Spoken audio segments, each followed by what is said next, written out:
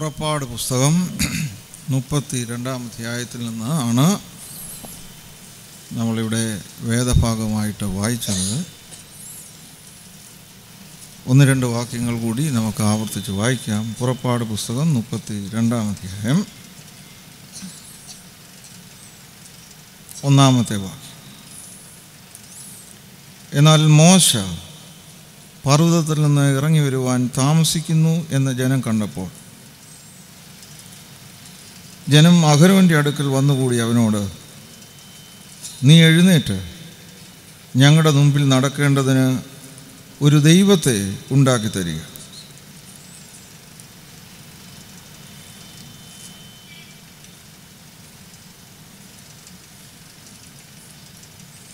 അതിൻ്റെ 20-ാമത്തെ വാക്യം. അവർ ഉണ്ടാക്കിയിരുന്ന കാളക്കുട്ടിയെ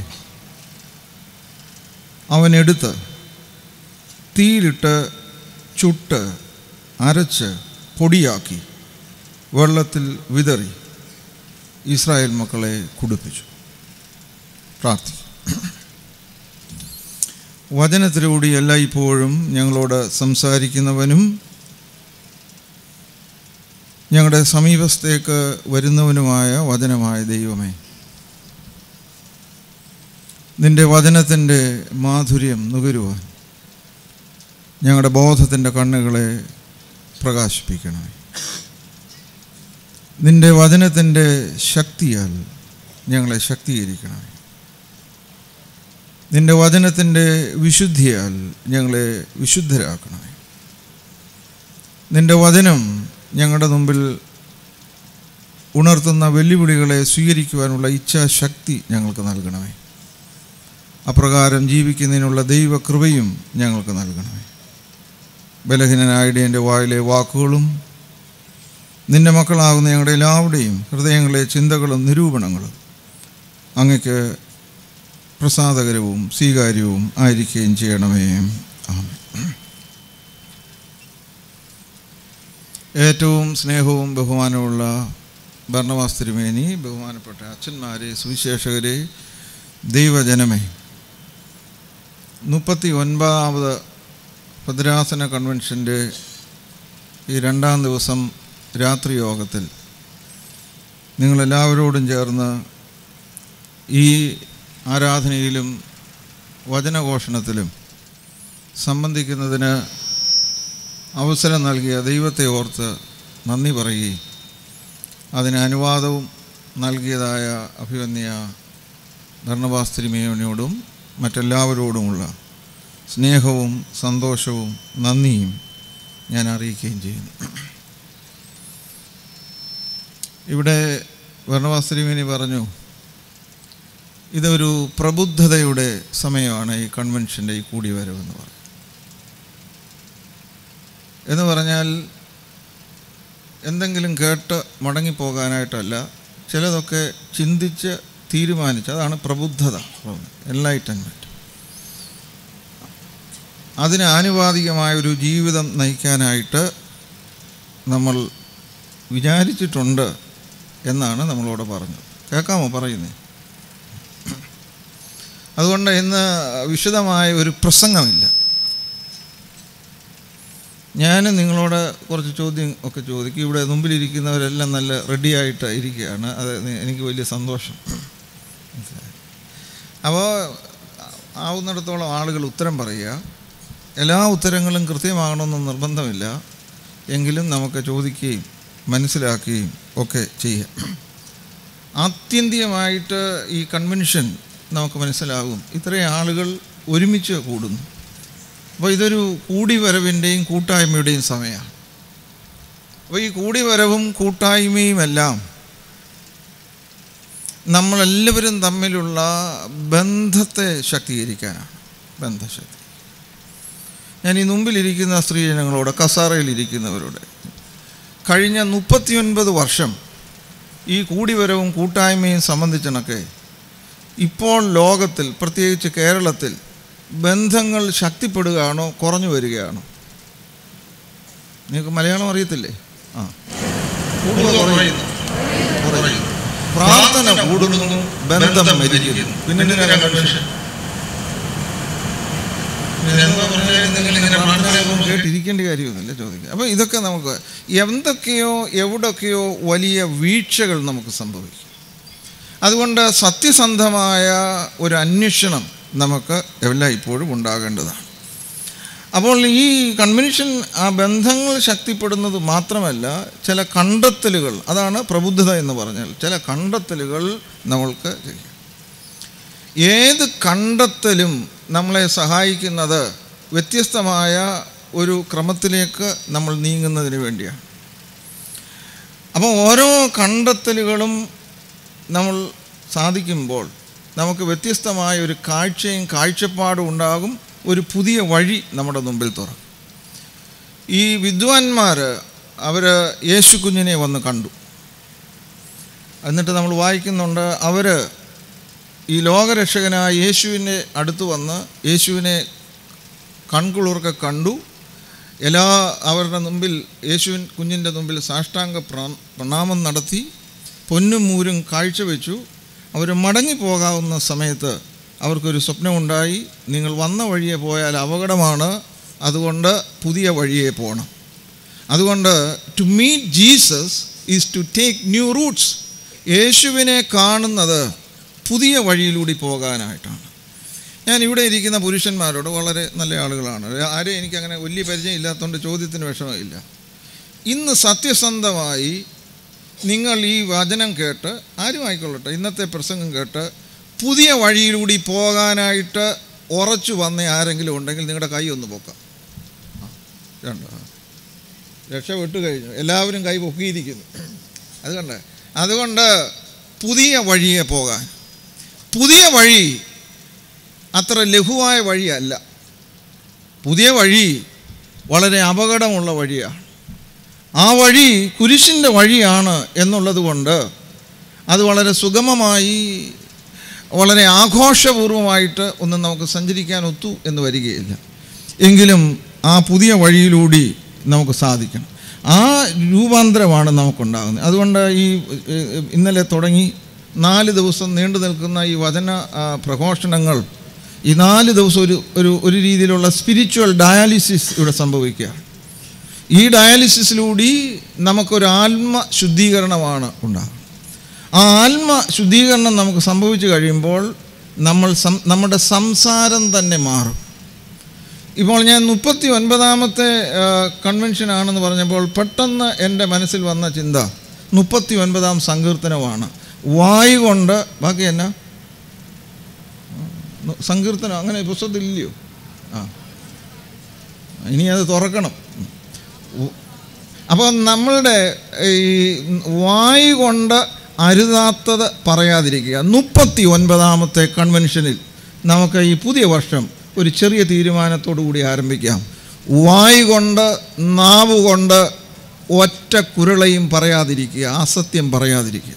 ഇവിടെ ഇരിക്കുന്ന 2ാമത്തെ ബെഞ്ച് കസാറ തൊട്ട് പുറകോട്ട് കഴിഞ്ഞ 6 മാസത്തിനുള്ളിൽ അസത്യം ഒന്നും പറഞ്ഞിട്ടില്ലാത്ത ഒരു സ്ത്രീക്ക് എഴുന്നേറ്റ് നിൽക്കുക.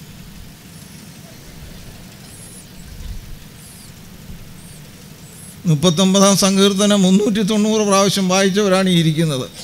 എങ്കിലും ആവർത്തിക്കുന്നു. എന്താണ്? നാവ് കൊണ്ട് അസത്യം പറയുന്നു. മനസ്സിലായോ? അതുകൊണ്ട് ഇവിടെ ഇരിക്കുന്ന ഇന്ന് സേവികാ സംഘത്തിൻ്റെ പ്രത്യേക മീറ്റിംഗാണ്. അതുകൊണ്ട് സ്ത്രീജനങ്ങളോട് ആദ്യം പറയാം, ഇവിടെ ഇരിക്കുന്ന ഓരോറ്റ സ്ത്രീകളും ഇനി അസത്യമായ ഒരു വാക്ക് നിങ്ങളുടെ വായിൽ നിന്ന് വരരുത്. ഈ ദേശവും ഈ സഭയും ഈ ലോകവും അനുഗ്രഹിക്കപ്പെടും. ഇവിടെ ഇരിക്കുന്ന സകല പുരുഷന്മാരും നിങ്ങളുടെ വാക്കുകൊണ്ട് വേറെ ഒരാളിനെ മുറിപ്പെടുത്താൻ പാടില്ല. ഇന്നു മുതൽ മുറിപ്പെടുത്തിയാൽ നിങ്ങളെ വല്ലാതെ ഉലയ്ക്കുകയും മുറിക്കുകയും ചെയ്യും ദൈവം. അതുകൊണ്ട് ഇത് വളരെ പ്രധാനമാണ്. അതുകൊണ്ട് ഒറ്റ കാര്യം ഇന്ന് സംഭവിച്ചാൽ മതി. ഇന്ന് നമ്മൾ തീരുമാനിക്കുന്നു, ഇന്ന് സ്ത്രീജനങ്ങൾ ഇനി അസത്യമായിട്ട് ആയുസ്സിൻ്റെ അവസാന ശ്വാസം വരെ ഒന്നും പറയുകയില്ല. നിങ്ങൾക്ക് എന്നോട് യോജിക്കുന്നില്ലെങ്കിൽ പറഞ്ഞോണം. ഇവിടെ ഇരിക്കുന്ന കുട്ടികൾ, മനസ്സിലായോ? ഇനിയും 10-80 കൊല്ലം ജീവിക്കേണ്ടതാണ്. ഇങ്ങനെ ഒക്കുമോ? പുരുഷന്മാരെ ആരെക്കുറിച്ചും ഒരപരാധം പറയാതിരിക്കുക. ആരെക്കുറിച്ചെങ്കിലും ഒരപരാധം പറഞ്ഞാൽ കേൾക്കണ്ട മിസ്റ്റർ എന്ന് പറയാനുള്ള ആർജവത്വം നിങ്ങൾ കാണിക്കുക, എത്രയൊക്കെ മതി. അപ്പോൾ ഈ ഒരു ചിന്തയോടുകൂടി നമുക്ക് അതുകൊണ്ട് നമ്മുടെ തക്സായിൽ എഴുതിയിരിക്കുന്ന അതിൻ്റെ ആമുഖത്ത് നമുക്ക് ആവേശം തരുന്ന ഒരു സ്റ്റേറ്റ്മെൻ്റ് ഉണ്ട്. കൺവെൻഷൻ കഴിഞ്ഞ് എങ്ങനെയാണ് പോകേണ്ടതെന്ന് അവിടെ എഴുതിയിട്ടുണ്ട്. അപ്പോൾ അവിടെ എഴുതി വച്ചിരിക്കുന്നത്, ഞങ്ങൾ രൂപാന്തരപ്പെട്ട് വിശ്വാസമുള്ള ശോഭയുള്ള തീവട്ടികളുമായി പുതിയ ലോകത്തിലേക്ക് പുതിയ മനുഷ്യരായി പോകും. അപ്പോൾ ഇന്ന് നമ്മൾ മടങ്ങിപ്പോകുന്നു.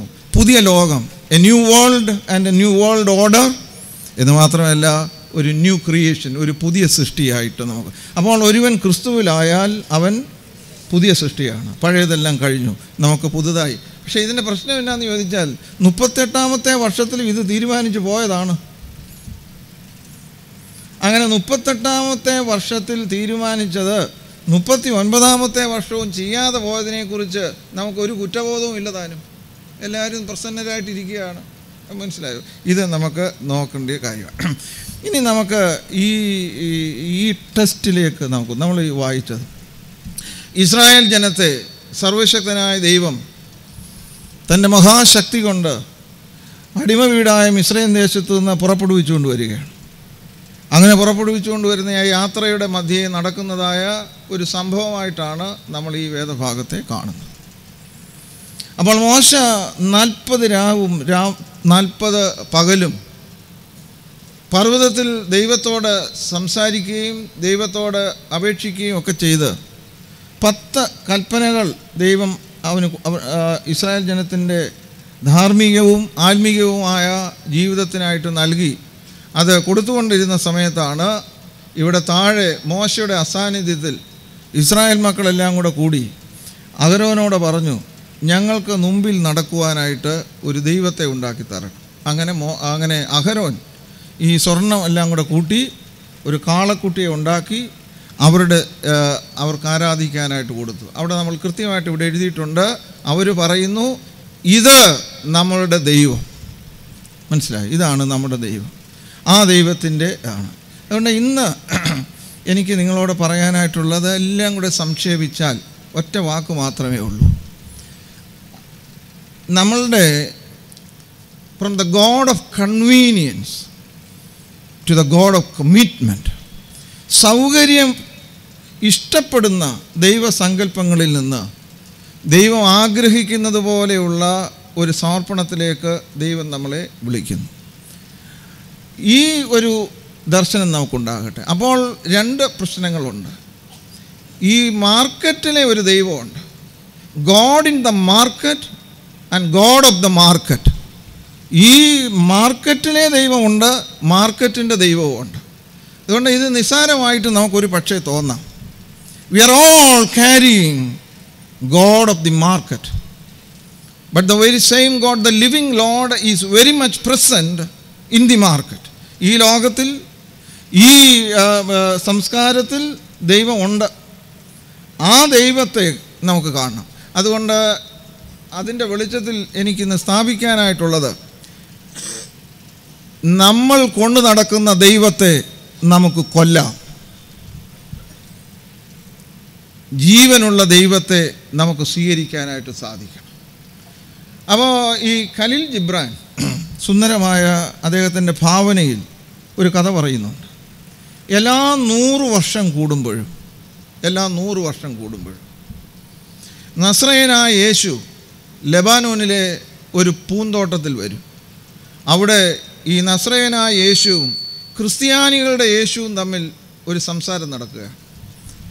ഒരു രാവും ഒരു പകലും അവർ ആ പൂന്തോട്ടത്തിൽ ചെലവഴിക്കും. ഒടുവിൽ പോകാവുന്ന സമയത്ത് നസ്രയത്തിലെ യേശു ക്രിസ്ത്യാനികളുടെ യേശുവിനോട് പറയുന്നു, സ്നേഹിത, നമ്മൾ ഒരിക്കലും ഒരുമിച്ച് ചേരുമെന്ന് തോന്നുന്നില്ല. നമ്മുടെ 2 പേരുടെയും അടിസ്ഥാനപരമായ സങ്കല്പങ്ങളും നമ്മുടെ യഥാർത്ഥത്തിലുള്ള ദൈവിക വിചാരങ്ങളും 2 എന്ന് പറഞ്ഞ് വളരെ ദുഃഖിതനായി യേശു, നസ്രയത്തിലെ യേശു അവർ പിരിയുകയാണ്. നമ്മളോടൊരു ചോദ്യം ചോദിക്കാം. നിങ്ങൾ പറയുന്ന യേശുവും നിങ്ങളിലെ യേശുവും ഒന്നാണോ 2? കേൾക്കാമോ ഈ പറയുന്നത്? ആ രണ്ടാമതിരുന്ന് ഉറങ്ങുന്ന സ്ത്രീ ഇത് മനസ്സിലായി. ഇത് എന്താണ്? നിങ്ങൾ പറയുന്ന യേശുവും നിങ്ങളിലെ യേശുവും ഒന്നാണോ രണ്ടാണോ?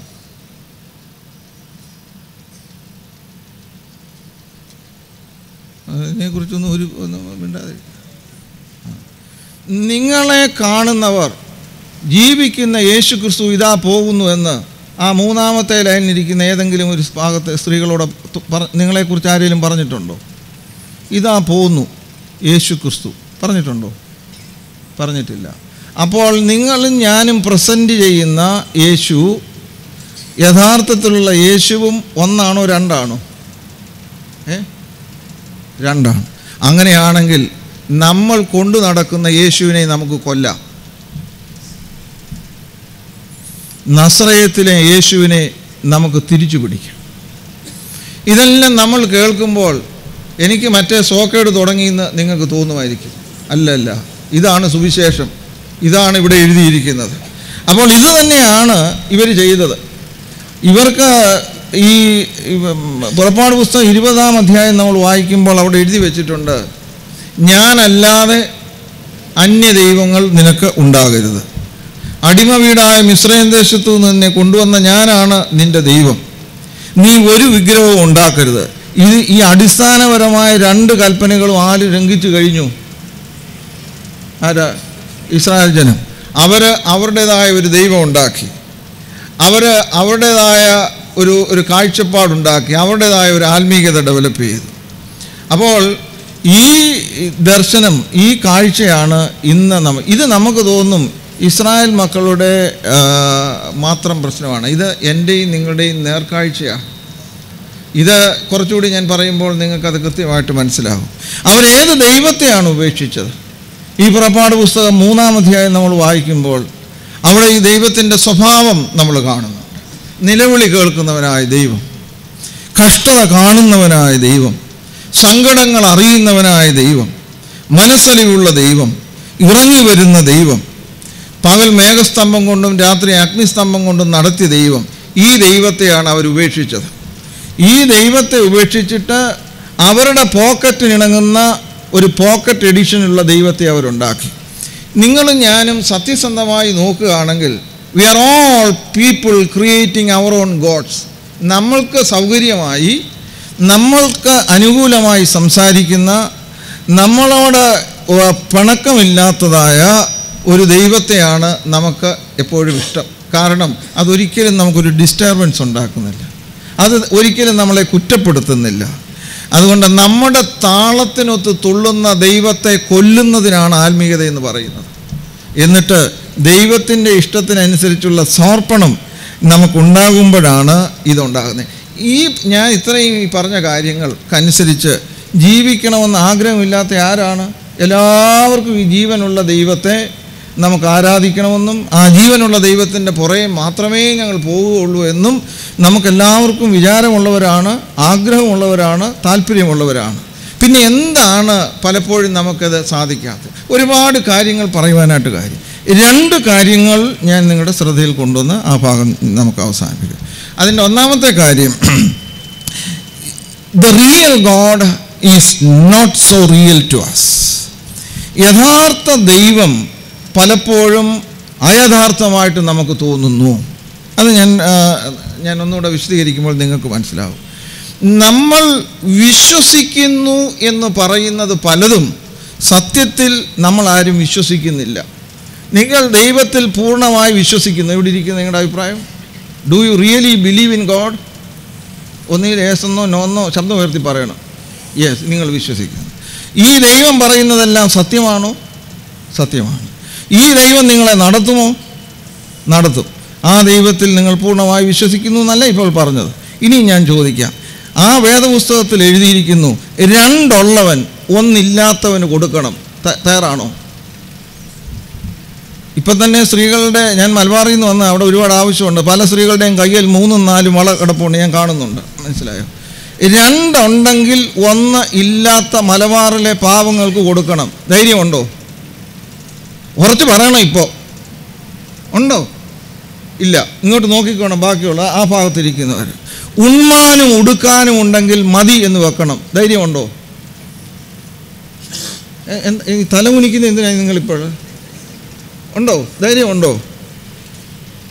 നിങ്ങളിങ്ങനെ മിണ്ടാതിരുന്നാൽ കാര്യങ്ങൾ നടക്കത്തില്ല.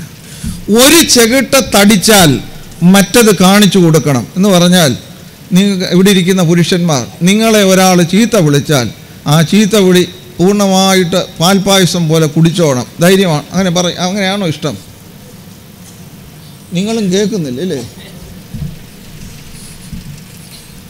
1 മൈല് നടക്കാൻ പറഞ്ഞാൽ 2 മൈല് കൂടെ പൊക്കോണം. ധൈര്യമുണ്ടോ? പുതപ്പെടുത്ത് കളയുന്നവനോട് എന്ത് ചെയ്യണം? ഉടുപ്പൂടെ കൊടുക്കണം. ധൈര്യമുണ്ടോ? ഇനി ഞാൻ സുന്ദരമായ ഒരു വാക്യം പറയാം. അത് ഇയ്യോബിൻ്റെ പുസ്തകം, എൻ്റെ വിചാരം 22-24 കാണാം. വേദപുസ്തകം തുറക്കാൻ പോകണ്ട, അവിടെ ഉണ്ട്. ഇനി ശരിയാണോ തെറ്റാണോ വാക്യത്തിൻ്റെ നമ്പർ വല്ലതുമാണ്. അപ്പം അവിടെ പറഞ്ഞിരിക്കുന്നത്, നിൻ്റെ പൊന്ന് പൊടിയിലിട്ട് കളക. കേട്ടോണം.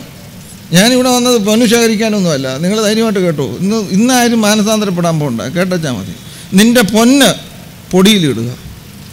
മനസ്സിലായി? പൈമ്പൊന്ന് തോട്ടിനിടയിലെ വെള്ളത്തിൽ എറിഞ്ഞു കളക. അപ്പോൾ സർവശക്തനായ ദൈവം നിൻ്റെ പൊന്നാവും. വാക്യം കേട്ടോ? കേട്ടില്ല? ഇവിടെ ഇതെന്തൊരു ഇരിപ്പാണ് ഇത്? കേട്ടു. ഇവിടെയും കുറച്ച് ആളുകളുണ്ട്. അങ്ങോട്ട് ഞാൻ നോക്കിയില്ല. കുറച്ച് അടുത്താണല്ലോ സർവശക്തൻ. നിങ്ങളോട് ഞാൻ ചോദിക്കട്ടെ, നിങ്ങൾ നല്ല മാലാഖമാരായിട്ടിരിക്കുകയാണല്ലോ. നിങ്ങളോട്, സർവശക്തനായ ദൈവം നിങ്ങളുടെ പൊന്നാകാൻ അലൂക്കാസിലെ പൊന്ന് പൊടിയിലെറിയാൻ തയ്യാറാണോ? നോക്കിക്കോ, ഒന്നുമില്ലേ? തയ്യാറാണോ? 2-1 ഇപ്പം പറയണം. പുതിയ വഴിയിലൂടെ പോകുന്നൊക്കെ മുമ്പേ സമ്മതിച്ചതാണ്. അതാണ്. സ്നേഹിതരെ, ഇതൊന്നും കുറ്റപ്പെടുത്താൻ പറയുന്നതല്ല. കള്ള ദൈവങ്ങളെയും കൊണ്ട് നടക്കുകയാണ്. ദൈവത്തിൽ വിശ്വസിക്കുന്നു എന്ന് പറയുന്ന നമ്മളാരും ദൈവത്തിൽ വിശ്വസിക്കുന്നില്ല. ഇസ്രായേൽ ജനം അവർക്ക് സൗകര്യമായ പോക്കറ്റ് എഡിഷനിലുള്ള ദൈവത്തെ ഉണ്ടാക്കിയതുപോലെ നമ്മളും നമ്മൾക്ക് സൗകര്യമുള്ള ദൈവത്തെയും കൊണ്ട് നടക്കുന്നത് കൊണ്ടാണല്ലോ. ഇത് സത്യമാണെങ്കിൽ, ദൈവം നടത്തുമെന്ന് പൂർണ്ണമായി വിശ്വസിക്കുന്നുണ്ടെങ്കിൽ, 2 ഉണ്ടെങ്കിൽ 1 ഇല്ലാത്തവന് കൊടുത്താൽ നമുക്ക് ദുഃഖം വരുന്നില്ലല്ലോ. എന്തുകൊണ്ടാണ് കൊടുക്കാത്തത്? അപ്പോൾ ദൈവത്തിലല്ല വിശ്വാസം. നമുക്ക് പലപ്പോഴും നമുക്കത് സാധിക്കാതെ വരുന്നു. യേശുവിലാണ്, കുഞ്ഞുണ്ണി മാഷിൻ്റെ ഒരു കവിതയുണ്ട്, യേശുവിലാണ് വിശ്വാസം, ആശ്വാസം എവിടാണ്? ഈശോ. നല്ല പാട്ടാണ്, എല്ലാം കാണാതറിയാം. ഇതൊന്നും പുതിയ ഒന്നും പഠിപ്പിക്കേണ്ട. ഇവിടെ ഇരിക്കുന്ന ദൈവജനമേ, ഇവിടെ ഞാൻ വന്നത് നിങ്ങളെ കുറ്റപ്പെടുത്താനൊന്നുമല്ല. നമുക്ക് സത്യസന്ധമായി ഒരു വ്യത്യാസം ഉണ്ടായില്ലെങ്കിൽ ഈ ആത്മീയത നമ്മളെ നിത്യനരകത്തിലേക്കാണ് നയിച്ചുകൊണ്ടിരിക്കുന്നത്. അതിന് അടിസ്ഥാനപരമായ കാരണങ്ങളുണ്ട്. അപ്പോൾ ഇപ്പോൾ ഞാൻ പറഞ്ഞത്, നമ്മൾ എന്തുകൊണ്ടാണ് ഇങ്ങനെയുള്ള അദൈവങ്ങളെ ഉണ്ടാക്കുന്നത്? ഒരു കാര്യത്തിനൊരു കാരണം വേണമല്ലോ. എന്തുകൊണ്ടാണ് നമ്മളിങ്ങനെ കാളക്കുട്ടികളെ ഉണ്ടാക്കിക്കൊണ്ട് നടക്കുന്നത്? എന്തുകൊണ്ടാണ് ഈ സ്വർണം പങ്കിടാനായിട്ട് നമുക്ക് സാധിക്കാതെ വരുന്നത്? എന്തുകൊണ്ടാണ് 2 ഉള്ളവൻ 1 ഇല്ലാത്തവന് കൊടുക്കാത്തത്? നമ്മൾ അടിസ്ഥാനപരമായി വിശ്വസിച്ചിരിക്കുന്നു, ഇത് നമ്മളൂടെ ചേർന്ന് നടന്നില്ലെങ്കിൽ ഇത് നമ്മൾ കുഴപ്പത്തിലാകും എന്ന് നമ്മൾ വിചാരിക്കുന്നു. അപ്പോൾ സർവശക്തനായ ദൈവത്തേക്കാൾ അധികമായി നിങ്ങളുടെ യുക്തിയും നിങ്ങളുടെ ബുദ്ധിയും നിങ്ങളുടെ മുമ്പിൽ വരച്ചു കാട്ടിയിരിക്കുന്ന നിങ്ങളുടെ ക്രിയേഷനായ നിങ്ങളുടെ പോക്കറ്റ് എഡിഷൻ ദൈവത്തിലാണ് നിങ്ങൾ വിശ്വസിക്കുന്നത്. ഇത് നമ്മൾ ശ്രദ്ധിക്കുന്നില്ല. ആത്മീയതയുടെ ഈ കാലഘട്ടത്തിലെ ഏറ്റവും വലിയ അപജയം നിങ്ങൾ സ്വീകരിക്കണമെന്ന് എനിക്ക് നിർബന്ധമില്ല. ഏറ്റവും വലിയ അപജയം ഈ ക്രൈസ്തവനിൽ നിന്ന് അവൻ്റെ ചിന്ത കൊന്നുകളഞ്ഞിരിക്കുന്നു. ഇവിടെ നമ്മൾ നോക്കിയ കൺവെൻഷനിലെല്ലാം ആര് പറഞ്ഞാലും വിഴുങ്ങുക, എന്തു പറഞ്ഞാലും അത് ശരി ഇത് ശരി, ഇല്ല, ഒക്കത്തില്ല. അതുകൊണ്ട് ചോദ്യം ചോദിക്കാൻ പോലും പാടില്ലാതെ വണ്ണം നമ്മുടെ ചിന്തയെ കൊന്നുകളയുന്ന ഈ ആത്മീയതയെ നമുക്ക് കൊല്ലാം. ഇത് നമ്മൾ ഗൗരവമായി സ്വീകരിക്കണമെന്നാണ് എൻ്റെ വിചാരം. നിങ്ങൾ ആലോചിച്ചാൽ മതി. അല്ലെങ്കിൽ നിങ്ങൾ പൂർണ്ണമായി ദൈവത്തിൽ വിശ്വസിക്കണം. പൂർണ്ണമായി ദൈവത്തിൽ വിശ്വസിക്കണമെങ്കിൽ ഈ ദൈവം നടത്തുമെന്നുള്ള പൂർണ്ണമായ വിശ്വാസം നമുക്കുണ്ടാകണം. ഇത് വളരെ വളരെ പ്രധാനമായിട്ട്. അതുകൊണ്ട് യേശു തമ്പുരാൻ തന്നെ പറഞ്ഞില്ലേ, ഇരുമനസ്സുള്ളവരെ ഞാൻ വെറുക്കുന്നു, ഇരുമനസ്സുള്ളവരെ ഞാൻ വെറുക്കുന്നു. യേശു പരീശന്മാരോട് പറഞ്ഞു, വെള്ള തേച്ച് ശവക്കല്ലറകളെ. ഇവിടെ ആ മുമ്പിലിരിക്കുന്ന ചിലർ കുനിഞ്ഞിരിക്കുന്നു, ഇങ്ങോട്ട് നോക്കിക്കോണോ എല്ലാവരും. നിങ്ങളോട് ഞാൻ ചോദിക്കുന്നു, നിങ്ങളുടെ ഈ പുറത്ത് കാണുന്ന ഈ ക്രമവും അകത്തെ മനുഷ്യന് ഒന്നാണോ അതോ പലപ്പോഴും രണ്ടാണോ?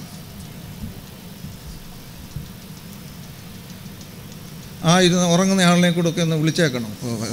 അകത്തെ മനുഷ്യനും പുറത്തെ മനുഷ്യനും എപ്പോഴും ഒന്നാണോ പലപ്പോഴും രണ്ടാണോ? എന്താ? രണ്ടാണ്. കൊല്ലണം ഒന്നിനെ. ആ പുറത്ത് കാണുന്ന പൗഡറിൻ്റെ വിശുദ്ധി നിങ്ങളുടെ ഉള്ളിൽ എത്തുമ്പോൾ നിങ്ങൾ വിശുദ്ധരായിത്തീരും. അതുകൊണ്ട് പോൺസ് പൗഡറും യാഡ്ലി പൗഡറും മുഖത്തിടുക മാത്രമല്ല, കലക്കി കുടിച്ച് ഹൃദയത്തെ ശുദ്ധമാക്കണം. ഹൃദയശുദ്ധിയുള്ളവർ ഭാഗ്യവാന്മാർ, അവർ ദൈവത്തെ കാണും. പലപ്പോഴും നമ്മൾ ദൈവത്തെ കാണാത്തതിൻ്റെ കാരണം ഹൃദയം അത്ര ശുദ്ധമുള്ളതല്ല. അപ്പോൾ നിങ്ങൾ ആ പുറയിലിരിക്കുന്ന ആ 2-3 സ്ത്രീകൾ എന്നെ നോക്കുന്നു, തൻ്റെ ഹൃദയം ശുദ്ധമാണോ? അല്ല. അതുകൊണ്ട് എന്നെ കുറ്റപ്പെടുത്തിയത് കൊണ്ട് നിങ്ങളുടെ ഹൃദയം ശുദ്ധമാകുമോ? ഇല്ലല്ലോ. ഇങ്ങനെ പരസ്പരം കുറ്റപ്പെടുത്തുന്ന വിഷയമല്ല നമുക്കുള്ളത്. സത്യസന്ധമായ ദൈവാന്വേഷണമാണ്. ആ വിനയപൂർവമായ അന്വേഷണം നമുക്കുണ്ടാകുമ്പോഴാണ് ഈ സ്ഥിതി നമുക്കുണ്ടാകും. അതുകൊണ്ട് എല്ലായ്പ്പോഴും നമ്മൾ ഓർത്തുകൊള്ളുക, ഈ ദൈവത്തിൻ്റെ ശത്രു സാത്താനല്ല, ദൈവത്തിൻ്റെ ശത്രു ദൈവനിഷേധവുമല്ല. ദൈവത്തിൻ്റെ ശത്രു എന്ന് പറയുന്നത് നാം ആചരിക്കുന്ന സാന്ദ്രതയില്ലാത്ത മതമാണ്. A religion of low density.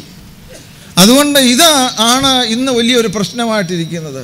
ദൈവത്തെ നമ്മളാരും ചീത്ത വിളിക്കുന്നില്ല, ദൈവത്തിന് അപരാധമായി നമ്മളൊന്നും പറയുന്നില്ല. ഇങ്ങനെയെല്ലാം നല്ല സാമാന്യമായി നോക്കിയാൽ നല്ല ആളുകളാണ്. പക്ഷേ നമ്മൾ ആചരിച്ചു കൊണ്ടിരിക്കുന്ന ആത്മീയതയുടെ തീഷ്ണത വളരെ വളരെ കുറഞ്ഞ്. Therefore Christianity has gone disastrously and dangerously wrong when Jesus is worshipped and not followed. യേശുവിനെ ആരാധിക്കുന്നു, യേശുവിനെ അനുഗമിക്കുന്നില്ല. And Jesus never said, you come and worship me. Jesus said, you come and follow me.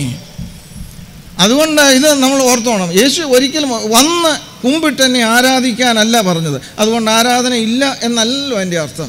മറിച്ച് യേശു പറഞ്ഞത്, you come and follow me. അങ്ങനെയാണെങ്കിൽ നമുക്ക് പറയാനായിട്ട് സാധിക്കണം, ഫോളോ എന്ന് പറഞ്ഞാൽ എന്താണ്? യേശു എവിടെയാണോ അവിടെ നമ്മളായിരിക്കുക. Be there where Jesus is. യേശു എവിടെയാണോ അവിടെ നമ്മളായിരിക്കുക.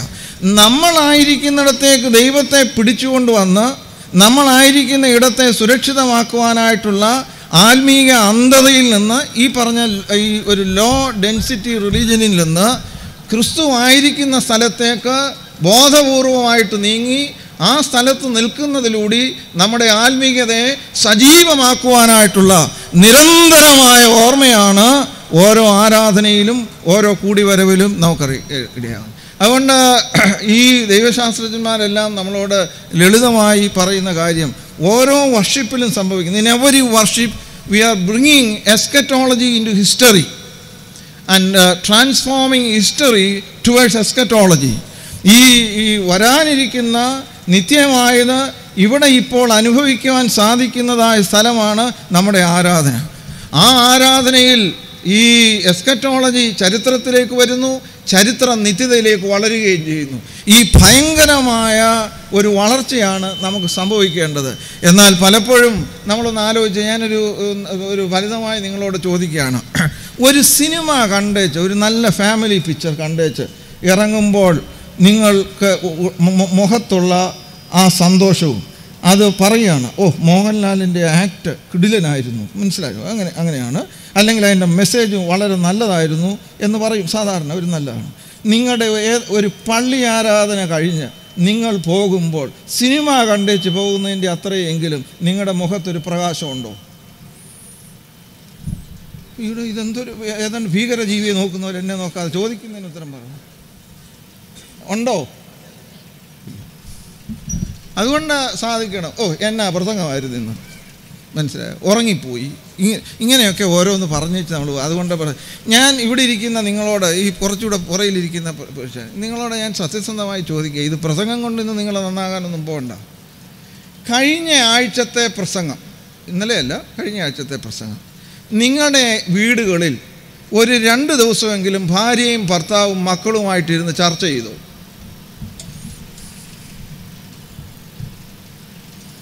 എന്താ ഒന്നും പറയാത്തത്? ആവശ്യമില്ലാതെ വാട്സാപ്പിൽ വന്ന ഒരു മെസ്സേജിനെ കുറിച്ച് പലർക്കും അത് പിന്നെ അങ്ങോട്ട് ട്രാൻസ്ഫർ ചെയ്തു. അത് കണ്ടവനോടെല്ലാം പറഞ്ഞു. ചെയ്തില്ലേ? ചെയ്തു. എന്നിട്ട് ഇവിടെ വന്നിരിക്കുക നമ്മളെല്ലാവരും കൂടെ. ഞാൻ നിൽക്കി. അതുകൊണ്ട് ഗൗരവമായി നമ്മൾ സുവിശേഷത്തെ കാണുക. അപ്പോൾ അനുഗമിക്കാത്ത ആരാധന ആത്മവഞ്ചനയാണ്, പൊള്ളത്തരമാണ്. കേൾക്കാമോ ഞാൻ ഈ പറയുന്നത്? സ്വീകരിക്കണമെന്ന് ഞാൻ പറഞ്ഞില്ലല്ലോ, കേൾക്കാമോന്നേ ചോദിച്ചുള്ളൂ. കേൾക്കാമോ? എന്താ പറഞ്ഞത്? അനുഗമിക്കാത്ത ആരാധന ആത്മീക അന്ധകാരം സൃഷ്ടിക്കും. അത് ആത്മവഞ്ചനയാണ്, അത് പൊള്ളയായിട്ടുള്ള കാര്യമാണ്. ഇതെല്ലാം പറഞ്ഞുകൊണ്ടിരുന്നാൽ അപ്പോൾ നമ്മളുടെ തന്നെ പ്രാർത്ഥനകളൊക്കെ ഒന്ന് എടുത്തു നോക്കിക്കേ. പ്രാർത്ഥനകളെല്ലാം സ്വകാര്യവൽക്കരിക്കപ്പെടുകയാണ്. എല്ലാ പ്രാർത്ഥനയിലും നമ്മളുടെ കാര്യങ്ങൾ ആണ് കൂടുതലും പറയുന്നത്. അത് ദോഷമാണെന്നൊന്നും ഞാൻ പറഞ്ഞില്ല. കൂടുതലും നമ്മളുടെ ഈ ബർണബാസ് തിരുമേനി സാക്രമെൻസിനെ കുറിച്ച് വലിയ പ്രാവീണ്യമുള്ള, അത് വളരെയധികം ശക്തീകരിക്കുന്ന ആളാണ്. സത്യത്തിൽ എന്താണ് ഒരു സാക്രമെൻറ്റിൽ നടക്കുന്നത്? ഒരു കൂദാശ. In every sacrament we are making private into public. ഇപ്പോൾ ഒരു വീട് കൂദാശ എടുക്കുക. വീട് കൂദാശയുടെ സമയത്ത് നമ്മളവിടെ കുരിശ് വരച്ചിട്ട് പറയുന്നു. എന്താണ് പറയുന്നത്? ജീവനുള്ളതും ജീവനുണ്ടാക്കുന്നതുമായ ശ്ലീബയുടെ അടയാളത്താൽ ഇത് മുദ്രയിടപ്പെടുന്നു, അതുകൊണ്ട് ഇത് വിശുദ്ധമായിരിക്കുന്നു. അപ്പോൾ ഇത് ആരുടെ വീടായി? അയ്യോടെ എന്തെങ്കിലും ഒന്ന് പറയാം. ദൈവത്തിൻ്റെ വീടാണ്. ദൈവം ആരുടേതാണ്? നിങ്ങളുടെ പ്രൈവറ്റ് പ്രോപ്പർട്ടിയാണോ? ലോകത്തിൻ്റെയും എല്ലാ മനുഷ്യരുടെയും സൃഷ്ടിതാവും രക്ഷകനുമാണോ? ആണല്ലോ. അപ്പോൾ നിങ്ങളുടെ വീട് കൂദാശ ചെയ്തപ്പോൾ നിങ്ങളുടെ പ്രൈവറ്റ് പ്രോപ്പർട്ടി ദൈവനാമത്തിൽ പബ്ലിക്കായി. ഇതാണ് അതിൻ്റെ സത്യം. അപ്പോൾ ഈ വീട് ആരുടെ എല്ലാമാണ്? ഈ വീട് ദൈവമക്കളുടെ എല്ലാവരുടെയാണ്. പകൽ നേരത്ത് നിങ്ങളോട് മര്യാദയ്ക്ക് വന്ന് എന്തെങ്കിലും ചോദിച്ചാൽ കൊടുക്കുകയില്ല. അപ്പോൾ ആ കിട്ടാത്തയാൾ പോയ വഴിക്ക് ഇത് പ്രാർത്ഥിച്ചു, ദൈവമേ കൂദാശ ചെയ്തപ്പോൾ നീ നിൻ്റെ അർത്ഥമൊക്കെ അവിടെ പറഞ്ഞു തന്നു. അതെന്നാണ്? ഇത് എല്ലാവരുടെയും കൂടാണ്, അതുകൊണ്ട് ഇത് എൻ്റെയും കൂടിയാണ്, എൻ്റേതുകൂടാണെന്നുള്ള മട്ടിൽ ചെന്ന് ചോദിച്ചതാണ്. അപ്പോൾ അവരെന്നെ പരിഹസിച്ച് വിട്ടു. എൻ്റേതുകൂടായതുകൊണ്ട് രാത്രിയിൽ പോയി അതിങ്ങ് എടുത്തുകൊണ്ട് പോരട്ടെ എന്ന് പറഞ്ഞാൽ അവൻ്റെ പ്രാർത്ഥന ശരിയോ തെറ്റോ? ഇങ്ങനെ ഇരുന്നുകൊള്ളുക. പകൽ കൊടുക്കാഞ്ഞ നിങ്ങളാണോ ശിക്ഷിക്കപ്പെടേണ്ടത്? അവൻ്റെ അവകാശം വന്ന് രാത്രിയിൽ എടുത്തുകൊണ്ട് പോയവനെയാണോ ശിക്ഷിക്കേണ്ടത്? പിന്നെ എല്ലാം ഉത്തരം പറഞ്ഞോളൂ. പകൽ വരണം. അപ്പം ഇതെല്ലാം കുറ്റപ്പെടുത്തലുകളായിട്ടൊന്നുമല്ല ഞാൻ ഇത് സൂചിപ്പിക്കുന്നത്. നമ്മൾ കൊണ്ടു നടക്കുന്ന പൊള്ളയായ അനുഗമിക്കാത്ത ആത്മീയതയെക്കുറിച്ചാണ് നമ്മൾ. അപ്പോൾ ഏത് കാര്യത്തെ അങ്ങനെ പബ്ലിക്കായിട്ടുള്ളതിനെ സ്വകാര്യവൽക്കരിച്ചാൽ അത് സാക്രമെൻ്റ് അല്ല, ഡീസാക്രലൈസേഷനാണ്. അത് കൂദാശയ്ക്ക് ഓപ്പോസിറ്റായിട്ടുള്ള കാര്യമാണ്. പ്രൊഫൈനായിട്ട് മാറുകയാണ്. വളരെയധികം നമ്മൾക്ക് തിന്മയിലേക്ക് നമ്മളെ നീക്കുന്നതാണ്. ഇനി അങ്ങനെയാണെങ്കിൽ ഞാൻ നിങ്ങളോട് ചോദിക്കട്ടെ, നമുക്ക് ഒരുമിച്ച് പഠിക്കുകയാണല്ലോ, അത് ചോദിക്കുന്നത്. ഇങ്ങനെ നമ്മൾ പ്രാർത്ഥനകളെപ്പോലും സ്വകാര്യവൽക്കരിക്കുമ്പോൾ എന്തുകൊണ്ട് നമുക്ക് തിരിച്ചൊരു പ്രാർത്ഥന പ്രാർത്ഥിച്ചുകൂടാ? ആ പ്രാർത്ഥനയെ നമുക്കിങ്ങനെ നോക്കാം. എന്നെ അനുഗ്രഹിച്ച ദൈവമേ, ദൈവമാണല്ലോ അനുഗ്രഹിച്ച ദൈവമേ, എന്നെ മറ്റുള്ളവർക്ക് അനുഗ്രഹമാക്കണമേ എന്ന് ഇവിടെ ആ 2ാമത്തെ ലൈനിലിരിക്കുന്ന ആരെങ്കിലും പ്രാർത്ഥിച്ചോ? ഇന്നലെയോ മിനിഞ്ഞാന്നോ? എന്നെ സമൃദ്ധമായി അനുഗ്രഹിച്ച ദൈവമേ, എന്നെ നീ മറ്റുള്ളവർക്ക് അനുഗ്രഹമാക്കണമേ എന്ന് ആ സ്റ്റുഡൻ്റ് അടുത്തിരിക്കുന്ന 1ാമത്തെ ആൾ, എനിക്ക് നിങ്ങളെയൊന്നും പരിചയമില്ലല്ലോ, പ്രാർത്ഥിച്ചോ? ഇല്ല. അല്ല, അപ്പുറത്ത് സാറിനോട് ഇനിയും ചോദിക്കുന്ന പ്രശ്നമേ ഇല്ല. സാർ എല്ലാത്തിനും പോസിറ്റീവ് ഉത്തരങ്ങളാണ് നൽകിക്കൊണ്ടിരിക്കുന്നത്. അതുകൊണ്ട് ഈ ചോദ്യം ചോദിക്കുന്നവർ നിങ്ങളെ കുറ്റപ്പെടുത്താനൊന്നുമില്ല, നമ്മൾ സത്യസന്ധമായിട്ട് പറയുക. ദൈവത്തിൻ്റെ അനുഗ്രഹങ്ങളെ നമ്മൾ സ്വീകരിച്ചതിന് ശേഷം അത് സ്വകാര്യവൽക്കരിക്കുമ്പോൾ അത് പൊട്ടക്കിണറാണ് എന്നുള്ളത് മറന്നു പോകരുത്. അതുകൊണ്ട് നമുക്കൊരു പുതിയ പ്രാർത്ഥനയാണ് പ്രാർത്ഥിക്കേണ്ടത്. ഇങ്ങനെ നമുക്ക് വേറെ ഒരാൾ പ്രാർത്ഥിക്കുകയാണ് ദൈവത്തോട്, ദൈവമേ നീ 5 ഏക്കർ ഭൂമി തന്നിട്ടുണ്ടല്ലോ, ഈ പ്രളയത്തിൽ വീടും പോയി സ്ഥലവും പോയ എല്ലാവരും ഉണ്ട്, എനിക്ക് 4 മതി, ഒരേക്കർ പുരയിടം ആർക്കെങ്കിലും വീടില്ലാത്തവന് കൊടുക്കാൻ ഞാൻ കൊടുത്തോട്ടെ എന്ന് പ്രാർത്ഥിച്ചാൽ ദൈവം കേൾക്കുമോ ഇല്ലയോ? നിങ്ങൾക്ക് മലയാളം പിടിയില്ലെന്ന് എനിക്ക് തോന്നുന്നു. കേൾക്കും. പ്രാർത്ഥിച്ചോ? ഇല്ല. വീണ്ടും ഞാൻ പറയുന്നു, ഇതൊന്നും നിങ്ങൾ കുറ്റപ്പെടുത്തലുകളായിട്ട് എടുക്കണ്ട. മനസ്സിലായോ? ഇപ്പോൾ നിങ്ങൾ ഇവിടെ ഇരിക്കുന്ന അല്ല, ഇത് നിങ്ങളുടെ ഇരിപ്പ് കാണണമെങ്കിൽ വലിയ തിരുമേനിയുടെ ഭാഷയിൽ പറഞ്ഞ വലിയ ചാക്കുകളാണ്. എനിക്ക് ആദ്യം ഒന്നും തിരുമേനി ചാക്കെന്ന് പറഞ്ഞപ്പോൾ മനസ്സിലായില്ലായിരുന്നു. പിന്നീടാണ് മനസ്സിലാക്കും വലിയ പണച്ചാക്കെന്നുണ്ട്. നിങ്ങളിവിടെ ഇരിക്കുന്ന ആളുകൾ, നിങ്ങൾ ഒരു കാർ വാങ്ങിക്കാൻ പോകുന്നു. 1 കോടി രൂപ വിലയുള്ള കാറാണ് വാങ്ങിക്കാൻ പോകുന്നത്. ഒരു ഓടി കാർ വാങ്ങിക്കാൻ. അങ്ങനെ ഒരു കാർ ഉണ്ടെന്ന് തോന്നുന്നു, ഓടി കാർ. അപ്പോൾ നിങ്ങൾ അങ്ങോട്ട് കഴിഞ്ഞ ആഴ്ചത്തെ പ്രസംഗം കേട്ട് അല്ലെങ്കിൽ ഇന്നലത്തെ പ്രസംഗം കേട്ടങ്ങ് മാനസാന്തരപ്പെട്ടു. ദൈവമേ, 1 കോടി രൂപയുടെ കാറ് കൊണ്ട് ഈ കേരളത്തിൽ പോയത് കൊണ്ടൊന്നും മുമ്പിലൊന്നും പാനൊക്കത്തില്ല, ഏതിൻ്റെയും പുറകെ നിന്നതേ ഒക്കത്തുള്ളൂ. അതുകൊണ്ട് 50 ലക്ഷം രൂപയുടെ ഒരു നല്ല കാറ് ഞാൻ വാങ്ങിക്കും. ബാക്കി 50 ലക്ഷം രൂപ വീടില്ലാത്തവന്, ഈ പ്രളയത്തിൽ പോയവന് വീട് കൊടുക്കട്ടെ എന്ന് പ്രാർത്ഥിച്ചാൽ ദൈവം ആ പ്രാർത്ഥന കേൾക്കുമോ ഇല്ലയോ? എന്താ സ്നേഹിതരെ, ഞാൻ വീണ്ടും ആവർത്തിക്കുന്ന കുറ്റപ്പെടുത്തലുകളായിട്ടല്ല. എന്താണിത് പ്രാർത്ഥിക്കാത്തത്? എന്താണ് ഈ പ്രാർത്ഥനകളെ സ്വകാര്യവൽക്കരിച്ച് കൊള്ളപ്രാർത്ഥനയും കള്ളപ്രാർത്ഥനകളുമായിട്ട് നമ്മൾ പ്രാർത്ഥിക്കുന്നത്? അതുകൊണ്ട് തിരുവനന്തപുരം, കൊല്ലം ഭദ്രാസനത്തിൻ്റെ മാർത്തോമാ സഭയുടെ അംഗങ്ങളെ അല്ലാത്തവരെ, നമുക്കൊരു പുതിയ പ്രാർത്ഥന പ്രാർത്ഥിച്ചാൽ ഞാനും നിങ്ങളും ഒരു പരിധിവരെ ദൈവത്തിലേക്ക് നീങ്ങിക്കൊണ്ടിരിക്കും.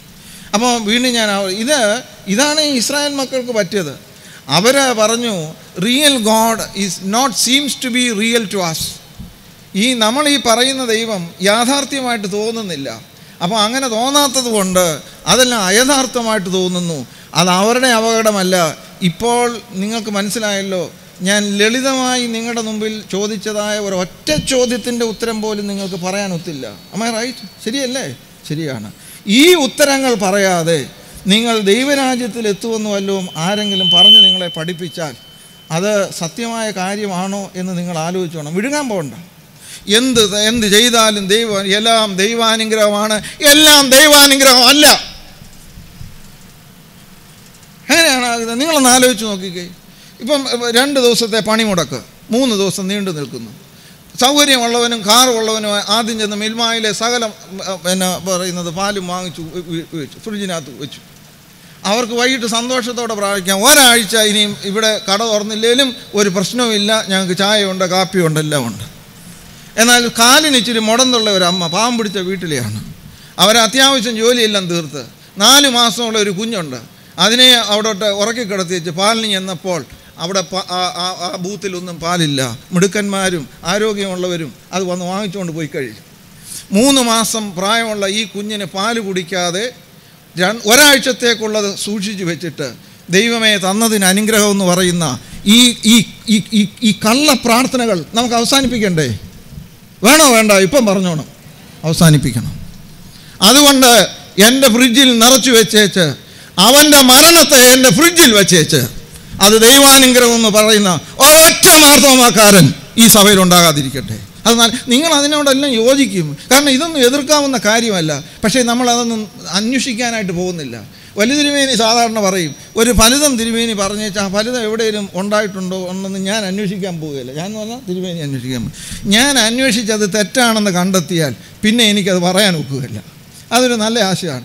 എന്ന് പറഞ്ഞ പോലെ ഇതൊന്നും ഞാനും നിങ്ങളും ചോദിക്കാൻ പോവുകയില്ല. ചോദിച്ചാൽ കുഴപ്പമാണെന്നറിയാം. അതായത് 3 ഏക്കർ ഉള്ളവൻ 1 ഏക്കർ ഇല്ലാത്തവന് കൊടുക്കട്ടെ എന്ന് ചോദിച്ചാൽ ഉത്തരം കിട്ടുമോ ഇല്ലയോ? പറയണം, കിട്ടും. 1 കോടിയുടെ കാറിന് 50 ലക്ഷത്തിൻ്റെ കാറ് വാങ്ങിച്ച് ബാക്കിയുള്ളത് ഈ നടക്കാൻ പോലും ഒക്കാത്തവന്, ഡിസേബിൾഡ് ആയിട്ടുള്ളത്, ഭിന്നശേഷിയുള്ളവർക്ക്, ട്രാൻസ്ജെൻഡേഴ്സിന് ഒക്കെ അവരുടെ നന്മയ്ക്ക് വേണ്ടി ഉപയോഗിക്കട്ടെ എന്ന് പറഞ്ഞാൽ കേൾക്കുമോ ഇല്ലയോ? എടാ, കേൾക്കും. അപ്പോൾ കേൾക്കാൻ കൊള്ളാവുന്ന പ്രാർത്ഥനകൾ പ്രാർത്ഥിക്കുന്നില്ല. കേൾക്കാൻ ദൈവത്തിന് ഇഷ്ടമില്ലാത്ത പ്രാർത്ഥനകളാണ് പ്രാർത്ഥിച്ചുകൊണ്ടിരിക്കുന്നത്. ഞങ്ങളെ പോത്തനച്ചൻ പഠിപ്പിക്കുമ്പോൾ പ്രോസസ് തിയോളജി എന്ന് പറഞ്ഞൊരു ഒരു തിയോളജിയുടെ ഒരു വിങ്ങുണ്ട്. അപ്പോൾ അതിനകത്ത് 2 വാക്കുണ്ട്. The deficiency pole of God and the sufficiency pole of God. ദൈവത്തിന് ദാരിദ്ര്യമുണ്ട്. ദൈവത്തിൻ്റെ ദാരിദ്ര്യമുള്ള സ്ഥലത്ത് നമുക്ക് ചോദിക്കാതിരിക്കാം. ഒരു ആർട്ടല്ലേ, അതൊരു സംസ്കാരമല്ലേ? ദൈവത്തിൻ്റെ സഫിഷ്യൻസി പോളിലുണ്ട്. അത് ഞാനിപ്പോൾ ഈ പറഞ്ഞതൊക്കെയാണ്. ഇത് പറഞ്ഞാൽ പറയുന്നതിന് മുമ്പേ അനുവദിച്ചിരിക്കുന്നു ഇല്ലേ? അപ്പോൾ ഞാനിപ്പോൾ പറഞ്ഞു. അങ്ങനെയാണെങ്കിൽ ഇതെല്ലാം സമയം പോകുന്നു. രണ്ടാമത്തെ കാര്യം എന്ന് പറയുന്നത്, we think that God is so demanding. ദൈവം ആവശ്യമില്ലാതെ ഒരുപാട് കാര്യങ്ങൾ നമ്മളോട് ആവശ്യപ്പെടുന്നുവെന്ന് നമ്മൾ ധരിക്കുകയോ തെറ്റിദ്ധരിക്കുകയോ ചെയ്യുന്നു. ദൈവം അസാധ്യ കാര്യങ്ങളാണ് നമ്മളോട് ചോദിക്കുന്നതെന്നും അവൻ ഫറവോനെ പോലെ ഒരു ഊഴിയ വിചാരകനാണെന്നും ടാസ്ക് മാസ്റ്ററാണെന്നും ഒക്കെ വിചാരിച്ച് നമ്മൾ ദൈവത്തിൽ നിന്ന് ഇങ്ങനെ പേടിച്ച് മാറി നിൽക്കുന്ന ആളുകളാണ്. സത്യമായി നോക്കിയാൽ ഇതൊന്നും നമുക്ക് ദൈവത്തെ പേടിയുള്ളത് കൊണ്ടൊന്നുമല്ല. ദൈവത്തെ ഒന്നും നമുക്ക് പേടിയൊന്നുമില്ല. അയൽവക്കക്കാരനെ പേടി കാണും, പക്ഷേ ദൈവത്തെ ഒന്നും അങ്ങനെ പേടിയില്ല. പിന്നെ എന്താണ് ഇങ്ങനെ ഈ ദൈവം ഒരു ടാസ്ക് മാസ്റ്റർ ആണെന്നൊക്കെ പറഞ്ഞ് നമ്മളിങ്ങനെ മാറി നടക്കാനായിട്ട്? അതിൻ്റെ അടിസ്ഥാനപരമായ കാര്യം, നമ്മുടെ ഹൃദയത്തോടെ ചേർന്ന് നിൽക്കുന്നതായ പല കാര്യങ്ങളും ഉപേക്ഷിക്കേണ്ടതായി വരുമെന്നുള്ള ഭയം നമുക്കുണ്ട്, ദൈവത്തിൻ്റെ കൂടെ അങ്ങ് കൂടിയാൽ. അപ്പം നാം രൂപപ്പെടുത്തിയ ജീവിതശൈലി, അത് നമുക്ക് പകർന്നു തരുന്ന ഒരു സന്തോഷം, സുഖസൗകര്യങ്ങൾ, അധികാരങ്ങൾ, അംഗീകാരം, ഇതെല്ലാം നഷ്ടപ്പെടുമെന്ന് നമുക്ക് ചിന്തയുള്ളത് കൊണ്ട് നമ്മളെപ്പോഴും വിചാരിക്കുന്നു better keep God at A safe distance, ദൈവത്തെ ഇച്ചിരി ദൂരത്തിൽ നിർത്താം. ഇനി അവിടെ ഞാൻ നിങ്ങളോടൊരു ചോദ്യം ചോദിക്കുക, എനിക്ക് നിങ്ങൾ ഉത്തരം പറയണം. ഈ സ്നേഹിക്കാനാണോ സ്നേഹിക്കപ്പെടാനാണോ പ്രയാസം? നിങ്ങൾക്ക് നിങ്ങളുടെ വീട്ടിൽ ജോലിക്ക് വരുന്ന സ്ത്രീയെ ഇഷ്ടമാണ്, ആണോ അല്ലയോ? ആ സ്ത്രീ സത്യസന്ധമായി നിങ്ങളെ സ്നേഹിക്കാൻ നിങ്ങൾ അനുവദിക്കുന്നു. ചോദ്യം നിസ്സാരമായിട്ട് നിങ്ങൾക്ക് തോന്നും, പക്ഷേ അത്ര നിസ്സാരമല്ലത്. ഇപ്പോൾ ഈ മുമ്പിലിരിക്കുന്ന സാറന്മാരെന്ന് പറയും, നിങ്ങൾ സാറന്മാരാണോന്ന് എനിക്കറിയാൻ പാടില്ല. നിങ്ങളുടെ വീട്ടിൽ സഹായിക്കാൻ വരുന്ന, ജോലിക്ക് വരുന്ന ആ പുരുഷന്മാരെ നിങ്ങൾക്ക് കാര്യങ്ങൾ സാധിക്കുന്ന നിങ്ങളുടെ കാര്യസ്ഥരായതുകൊണ്ട് നിങ്ങൾക്ക് സ്നേഹമുണ്ട്, അവരോട് ബഹുമാനമുണ്ട്. അവർ നിങ്ങളെ ശരിക്കും സ്നേഹിക്കാൻ നിങ്ങൾ അനുവദിച്ചാൽ അതൊരു അപകടമുള്ള കാര്യമാണോ അതോ എളുപ്പമുള്ള കാര്യമാണോ? നിങ്ങൾക്ക് എൻ്റെ ചോദ്യം മനസ്സിലായി. സാറിനോട് അവനെ സ്നേഹിക്കാൻ അനുവദിച്ചാൽ അവൻ്റെ കുട്ടിയുടെ പഠനം സാറിൻ്റെ വിഷയമായി തീരും. അവിടെ പെൺകുട്ടിയുടെ വിവാഹം സാറിൻ്റെ ഉത്തരവാദിത്വമായിട്ട് മാറും. സത്യത്തിൽ യേശുവിനെ സ്നേഹിക്കുന്നുവെന്ന് പറയുന്ന യേശുവിനെ നമ്മൾ സ്നേഹിക്കുന്നുണ്ട് നമ്മുടെ കാര്യത്തിന് വേണ്ടി. യേശു നമ്മളെ സ്നേഹിക്കാൻ അനുവദിച്ചാൽ ഇന്ന് ഈ ഡയസിസ് സ്വർഗമായിട്ട് മാറും. ശരിയോ തെറ്റോ? ഉറച്ചു പറഞ്ഞാട്ട് ശരിയാണ്. അപ്പോൾ ഈ ദേശം ഇങ്ങനെയായി പോയതിൻ്റെ ഉത്തരവാദിത്വം ഒരു പരിധി വരെ ആളുടെ കയ്യിലാണ്. ആ രണ്ടാമതിരിക്കുന്ന സേവ്യാസംഘക്കാർ എനിക്കങ്ങ് സന്തോഷമായിപ്പോയി, ഞങ്ങളുടെ ആ തിരുമേനി അതാണ് ഒക്കെ നല്ല കാര്യമാണ്. അതുകൊണ്ട് വീണ്ടും ഞാൻ നിങ്ങളോട് പറയുന്നു, സ്നേഹിതരെ, എന്നോട് പിണങ്ങണ്ട. ഇതൊന്നും ഈ രാത്രി കൊണ്ട് നിങ്ങൾ തിരിച്ചു മറിക്കണ്ട. പക്ഷേ നമുക്കൊന്ന് ആലോചിക്കാം ഈ കാര്യങ്ങൾ. അപ്പോൾ to love is easy, to be loved is very very difficult, that is really painful. അപ്പോൾ നമുക്ക് സ്നേഹിക്കാം എന്നുള്ളത്, യേശുവിനെ സ്നേഹിക്കുന്നത് അവസാനിപ്പിക്കാം. യേശു സ്നേഹിക്കാൻ അനുവദിക്കാം, വിപ്ലവം ഉണ്ടാവും. കേൾക്കാമോ ഈ പറയുന്നതൊക്കെ? ഇല്ല. അപ്പം നമുക്ക് രക്ഷപ്പെട്ടു പോയി ഞാൻ ഇത്രയും പറഞ്ഞ കാര്യങ്ങൾ. അപ്പോൾ ആ രീതിയിൽ നമ്മൾ നോക്കുമ്പോൾ ഈ വേദപുസ്തകത്തിലെ ദൈവം ഇങ്ങനെ ടാസ്ക് മാസ്റ്റർ ഒന്നുമല്ല. നമ്മളെ അത്ഭുതപ്പെടുത്തുന്ന കാര്യങ്ങൾ നിങ്ങൾ വീട്ടിൽ പോയി വായിക്കണം. ഈ 32 ഇപ്പോൾ വായിച്ച അധ്യായത്തിൽ തന്നെ ഇങ്ങോട്ട് വരുമ്പോൾ 12-ാം അധ്യായത്തിൽ മോശ ദൈവത്തോട് പറയുന്നുണ്ട്, എൻ്റെ ദൈവമേ, ആളുകളെല്ലാം പരിഹസിക്കും, ഈ ഇസ്രായേൽ മക്കളെ നിൻ്റെ വലിയ ശക്തി കൊണ്ട് നീ വിടുവിച്ചുകൊണ്ട് വന്നതാണ്. ഇപ്പോൾ അവരെ താർക്കാൻ നീ ശ്രമിക്കുകയാണെങ്കിൽ, അവർ കാളക്കുട്ടിയൊക്കെ ഉണ്ടാക്കി വേറെ ദൈവത്തെയൊക്കെ ഉണ്ടാക്കി അവരെ നീ തള്ളിക്കളഞ്ഞാൽ, മനസ്സിലായോ, അവരെ തള്ളിക്കളഞ്ഞാൽ ഞങ്ങൾ പരിഹസിക്കപ്പെടും, കരുണ കാണിക്കണമേ എന്ന് ഈ 12-ാം അധ്യായ വാക്യത്തിൻ്റെ അവസാനം മോശ പറഞ്ഞു ദൈവത്തോട്. ശ്രദ്ധിച്ചോണം, മോശ ദൈവത്തോട് പറഞ്ഞു, യു റിപ്പന്റ്, നീ അനുതപിക്കണമേ. 14-ാമത്തെ വാക്യത്തിൽ വരുമ്പോൾ, അപ്പോൾ യഹോവ തൻ്റെ ജനത്തിന് വരുത്തുമെന്ന് കൽപ്പിച്ച അനർത്ഥത്തെക്കുറിച്ച് അനുതപിച്ചു. മോശ ആവശ്യപ്പെടുന്നത് you repent, and God himself repented. ദൈവം അനുതപിച്ചു. ദൈവത്തോട് അനുതപിക്കണമേ എന്ന് പറഞ്ഞു. സ്നേഹിതരെ, നമ്മൾക്ക് മാത്രമല്ല അനുതാപം, ദൈവം അനുവദിച്ച് മനസ്സ് മാറ്റിയെങ്കിൽ നമ്മൾ എത്രയധികം അനുതപിച്ച മനസ്സ് മാറ്റണം. അപ്പോൾ ഞാൻ പറഞ്ഞു വെക്കുന്നത് ഇത്രയാണ്, ദൈവം കരുണയുടെ ദൈവമാണ്. അപ്പോൾ ഈ കരുണയുടെ മുഖമാണ് ദൈവമെങ്കിൽ ഈ കരുണയുടെ മുഖത്തെ വികൃതമാക്കുന്നത് ഒറ്റയാളാണ്, അത് സാത്താനാണ്. മറന്നു പോകരുത്, അത് സാത്താനാണ്. മനുഷ്യൻ ദൈവത്തോടൊത്ത് വസിക്കരുതെന്ന് അരയും തലയും മുറുക്കി ആഗ്രഹിക്കുന്ന ഒറ്റ ഒരാളാണ് ഉള്ളൂ, അത് സാത്താനാണ്. മനസ്സിലാക്കണം. സാത്താൻ എന്ന് പറയുന്നത് കൊണ്ട് അത് ലഘൂകരിച്ച് കാണാനായിട്ട് പാടാം. നിങ്ങൾ നോക്കിക്കേ, ഇതാണ് ഏദൻ തോട്ടത്തിൽ നടന്നത്. അവിടെ നടന്നത് എന്താണ്? ഈ സാത്താൻ വന്ന് പാമ്പിൻ്റെ രൂപത്തിൽ വന്ന് ഹവ്വയോട് ഇങ്ങനെ സംസാരിക്കുകയാണ്. ആ സംസാരിച്ചിട്ട് അവിടെ നമ്മൾ മനസ്സിലാക്കുന്ന ഒരു കാര്യം, ഒരു പഴവുമായി ബന്ധപ്പെട്ടാണ് ഈ കാര്യങ്ങൾ.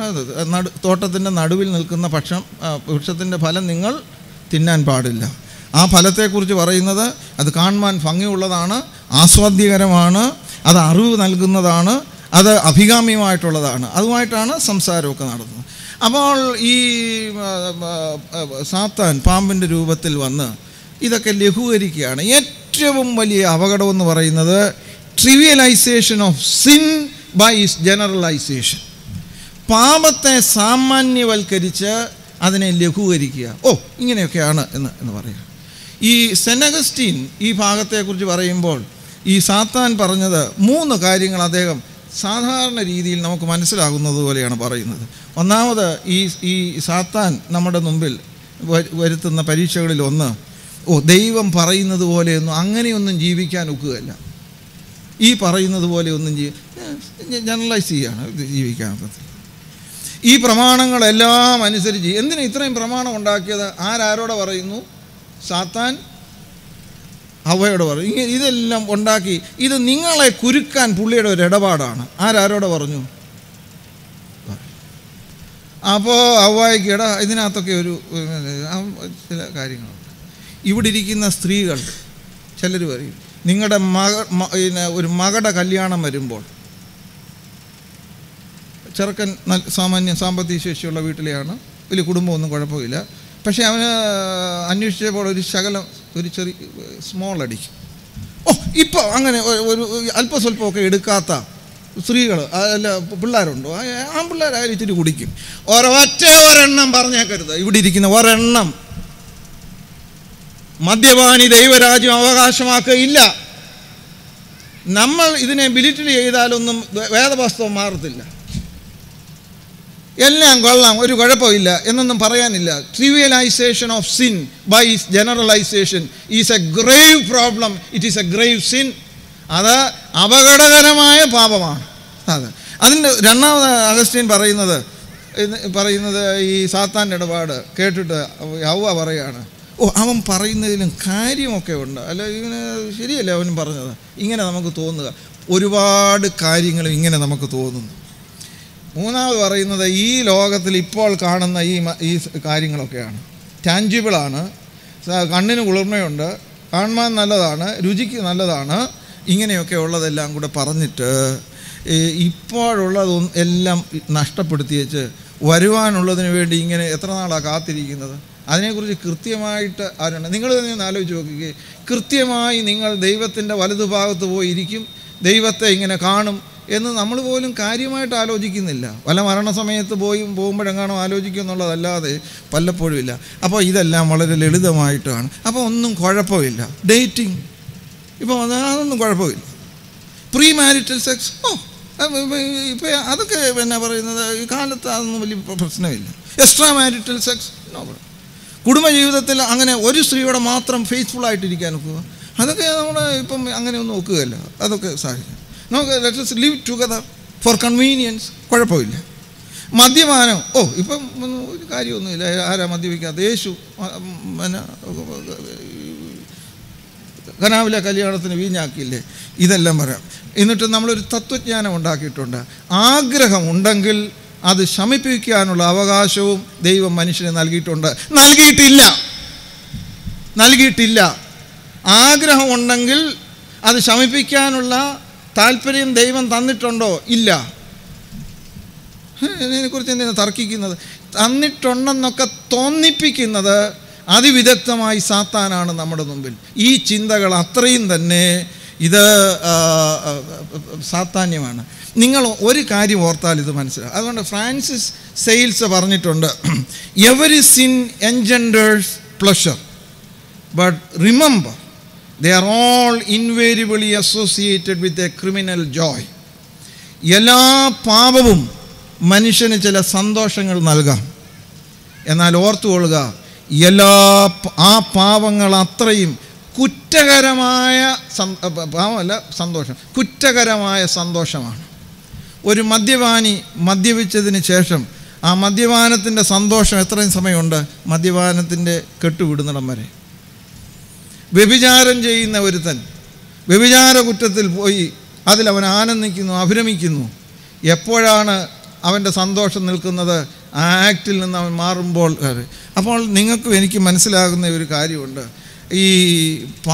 ഇതെല്ലാം തെറ്റ് ചെയ്യുമ്പോൾ ആ ചെയ്യുന്നിടം വരെയാണ് ഇതൊക്കെ നമുക്ക് പ്ലഷർ തരുന്നത്. പിന്നീട് അത് കുറ്റബോധമായി, കുടുംബകലഹമായി, ദേശത്ത് നമുക്ക് മാന്യതയില്ലാതായി, എല്ലാം കവർന്നു തിന്നുന്നതായ ഒരു സ്ഥിതിയാണ്.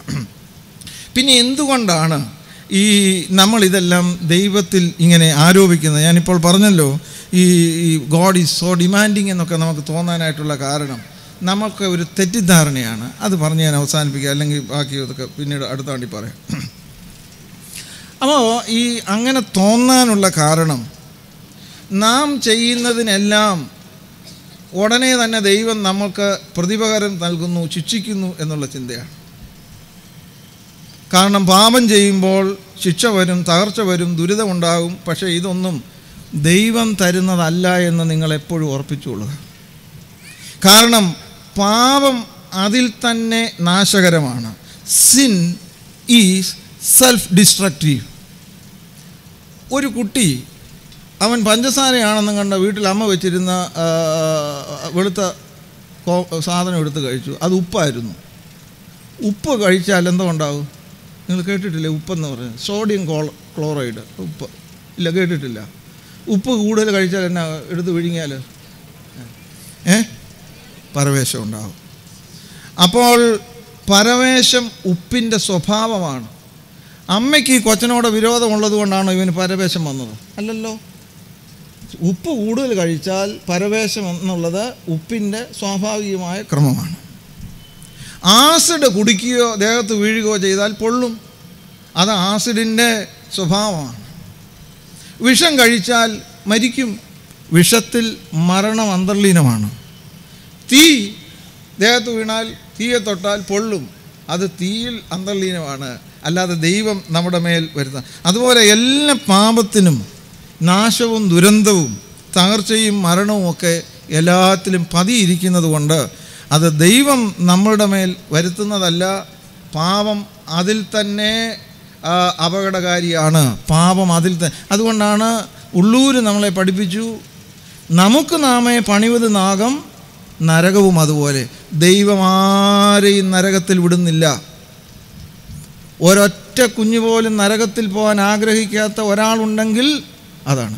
ഇവിടെ ഇരിക്കുന്ന അതിഭക്തയായിട്ടുള്ള സ്ത്രീ പോലും ആ തീരെ ഇഷ്ടമില്ലാത്ത സ്ത്രീ അവിടെ കാണരുത്, നിങ്ങൾ പോകുന്നിടത്ത് കാണരുതെന്ന് ആഗ്രഹിച്ചിട്ടുണ്ട് ഒരിക്കലെങ്കിലും. അങ്ങനെ നല്ലവരായ നമ്മൾ പോലും കുറേ ആളുകളെ നരകത്തിൽ വിടുന്ന ആളുകളാണ്. എന്നാൽ ദൈവം ആരെയും ഒരിക്കലും നരകത്തിൽ വിടുന്നില്ല. അങ്ങനെയാണെങ്കിൽ നമുക്ക് പിന്നെ എങ്ങനെയാണ് ഈ ശിക്ഷ വരുന്നത്? ഞാൻ പറഞ്ഞല്ലോ, പാപം അതിൽ തന്നെ അതിൻ്റെ ശിക്ഷയും അന്തർലീനമാണ്. പ്രശ്നം അവിടെയൊന്നുമില്ല. പ്രശ്നമെന്ന് പറയുന്നത് നമുക്ക് ദൈവത്തെ അഭിമുഖീകരിക്കാൻ ഒക്കാതെ വരികയാണ്. ഇവിടെ ഇരിക്കുന്ന മിക്ക ആളുകളും കാർഷിക മേഖലയുമായി ബന്ധപ്പെട്ടവരാണ്. നമ്മൾ ഈ വേനൽക്കാലം അങ്ങോട്ട് കഴിഞ്ഞ് ആദ്യത്തെ മഴ അങ്ങോട്ട് പെയ്യുമ്പോൾ നമ്മൾ പുരയിടം കിളയ്ക്കും. നിങ്ങൾ പുരയിടം എന്നൊക്കെ കേട്ടിട്ടുണ്ടോ? പുരയിടം അങ്ങനെ കിളച്ച് വരുന്ന സമയത്ത് ഈ വലിയ കല്ല്, നല്ല ഉരുളൻ കല്ലും ഒക്കെയാണ്. അതിങ്ങനെ കിളച്ച് മാറ്റുമ്പോൾ അതിൻ്റെ അടിയിൽ കുറേ ജീവികൾ കാണും. കേട്ടിട്ടുണ്ടോ? ജീവി. ജീവികൾ, പ്രാണികൾ. ഇവരെന്നോട് പറഞ്ഞു, ഇനി ജീവി എന്ന് പറയരുത്, പ്രാണി എന്ന്. അപ്പോൾ പ്രാണികളുണ്ട്. ഈ പ്രാണികൾ അവിടെ തന്നെ ഇരിക്കുമോ അതോ ജീവനം കൊണ്ട് പോവുമോ? എങ്ങോട്ടാണ് പോകുന്നത്? ഏതെങ്കിലും ഒരു ഇലയുടെയോ ഒരു മറ്റൊരു കല്ലിൻ്റെയോ കീഴിൽ പോയി രക്ഷപ്പെടും ഇല്ലേ? എന്താ ഈ കിളച്ച കൃഷകാത്രനായ അവനെ പേടിച്ചാണോ ഈ പ്രാണികളെല്ലാം പോയത്? അല്ലല്ലോ. ഈ ജീവികൾക്ക് ഒരിക്കലും ഈ സൂര്യപ്രകാശത്തിൻ്റെ പ്രഭയിൽ നിൽക്കാൻ ഒക്കുകയില്ല, ഒരിക്കലും നിൽക്കാൻ ഒക്കുകയില്ല. അത് രക്ഷപ്പെടുകയാണ്. അങ്ങനെയാണ് നിത്യപ്രകാശമായിരിക്കുന്ന ദൈവത്തിൻ്റെ മുമ്പിൽ പാപം കൊണ്ട് മലിനമായ വികൃതമായ നമുക്ക് നിൽക്കാൻ ഒക്കാത്തത് കൊണ്ട് ഇവൻ്റെ മുഖം എനിക്ക് കാണണ്ട എന്ന് പറഞ്ഞ് ഓടി ഒളിക്കുകയാണ്. നിങ്ങൾ ഏദൻ തോട്ടത്തിലേക്ക് മടങ്ങി വരിക. ആദമും ഹവ്വയും ദൈവം അവരുടെ കൂടെ 4 മണിക്ക് നടക്കുമായിരുന്നു. എന്തൊരു സന്തോഷമാണ്!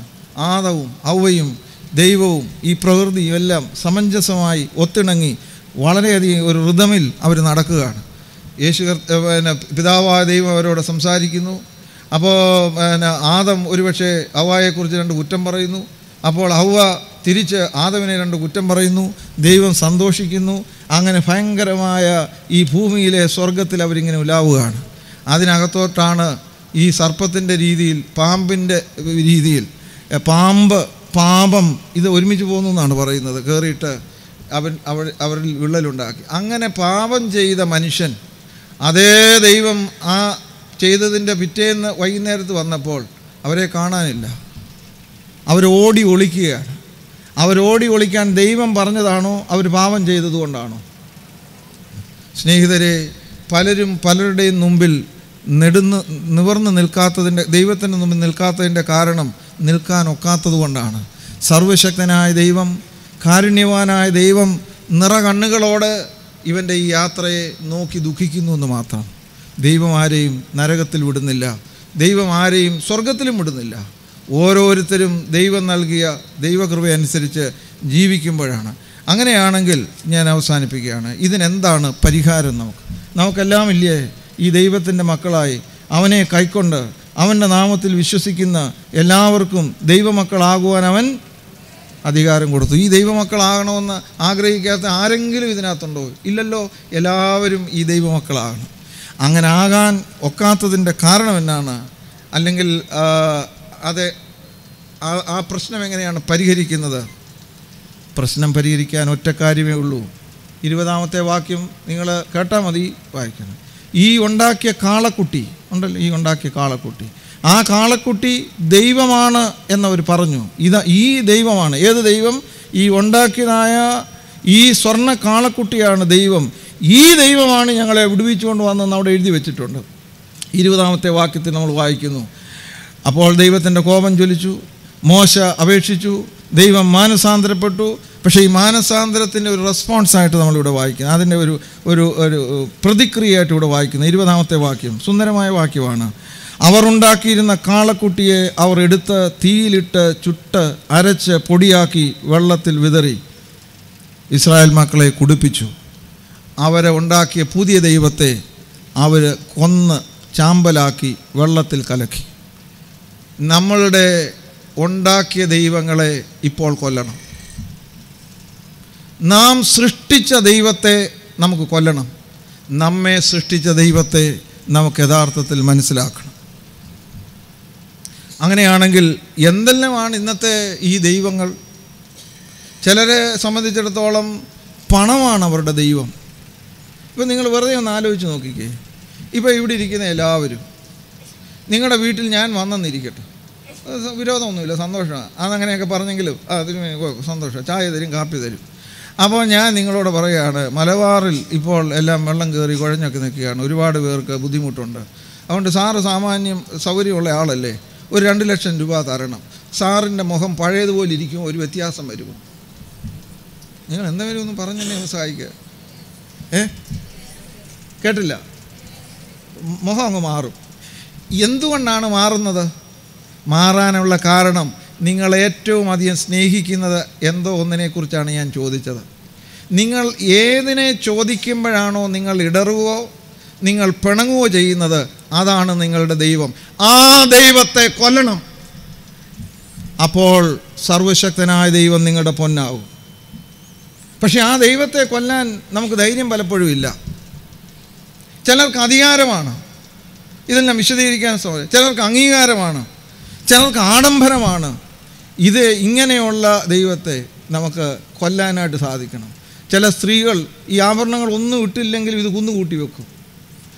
ആവരണത്തെക്കുറിച്ച് പറഞ്ഞ് അതിനെ അങ്ങ് ചെറുതാക്കി കളയരുത്. ഒരാശയം പറയുമ്പോൾ ആശയമായിട്ട് മാത്രമേ നമുക്ക് എടുക്കാവൂ.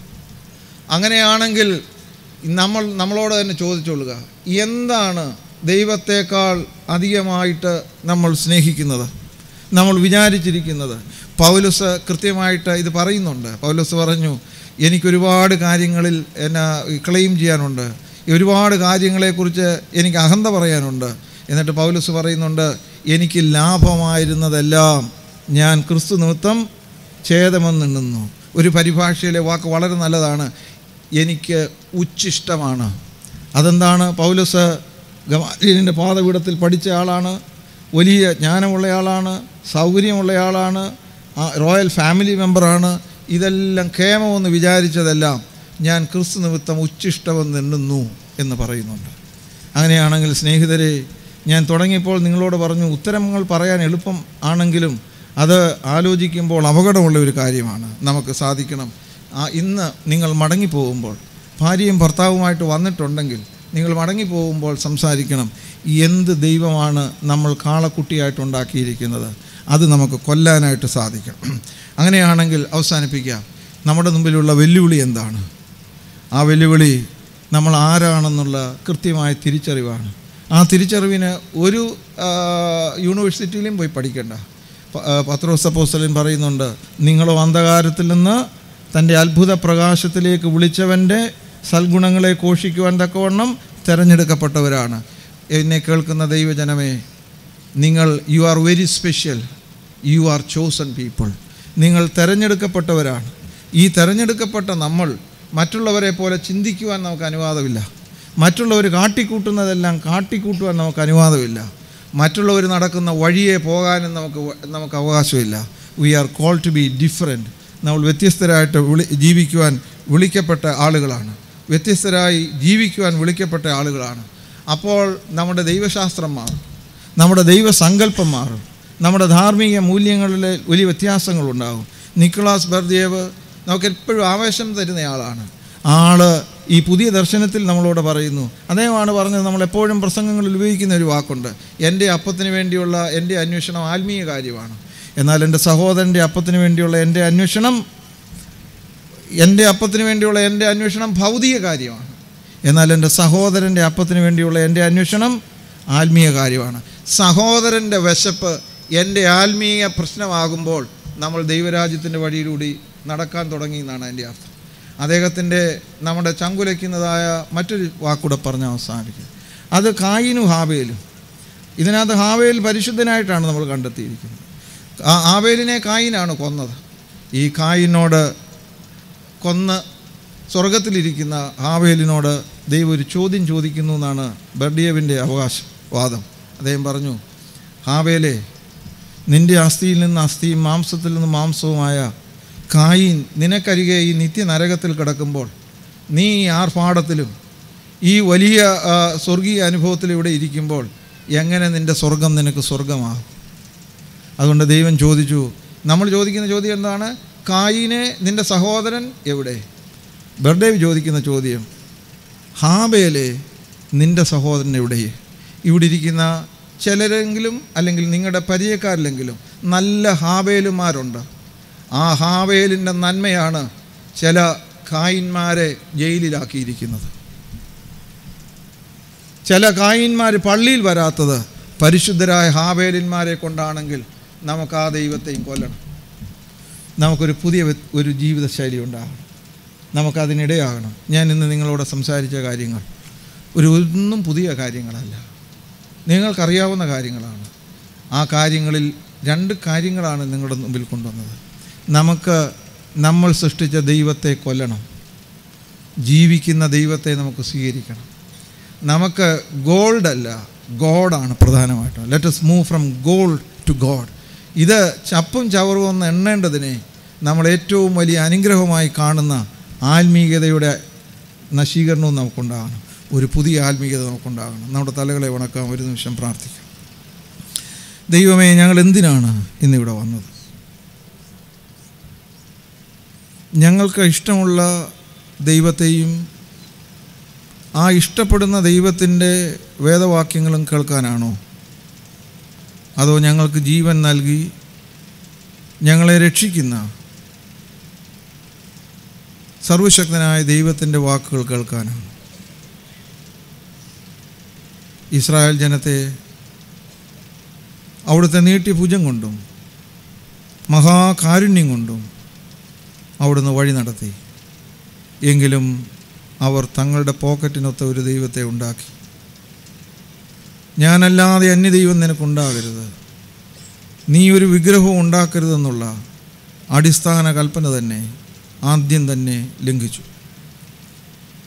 ഇത് ഇസ്രായേൽ മക്കളുടെ അനുഭവം മാത്രമല്ല, ഞങ്ങളുടെ ഓരോരുത്തരുടെയും ജീവിതത്തിൽ ഇത് ഏറെക്കുറെ സത്യമാണ്.